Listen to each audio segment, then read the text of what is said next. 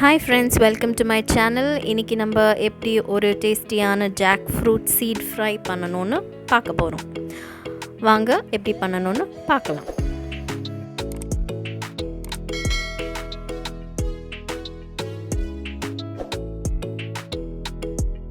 First நம்ம jackfruit seeds எல்லாத்தையும் இந்த மாதிரி பீசஸா கட் பண்ணி தனியா எடுத்து வச்சுக்கலாம்.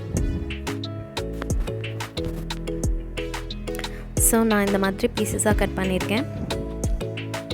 அப்புறம் நம்ம குக்கரில் இதெல்லாத்தையும் ஆட் பண்ணிக்கலாம்.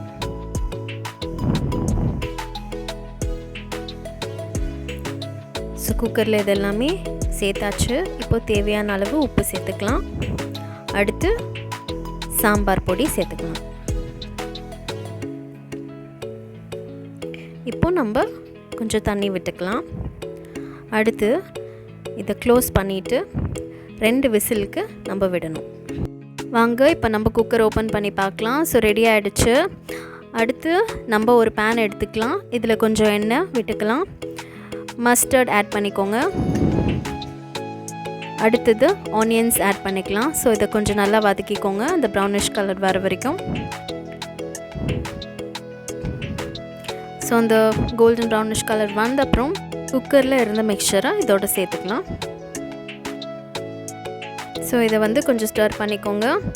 அண்ட் இது ஒரு 5 minutes குக் ஆகட்டும். ஸோ இப்போ நல்லா குக் ஆகிடுச்சு. நம்ம டேஸ்டியான jackfruit seed fry is ready. நீங்களும் இந்த டிஷ் ட்ரை பண்ணி பாருங்கள், உங்களுக்கு ரொம்ப பிடிக்கும். அண்ட் தேங்க்ஸ் ஃபார் வாட்சிங். பாய்.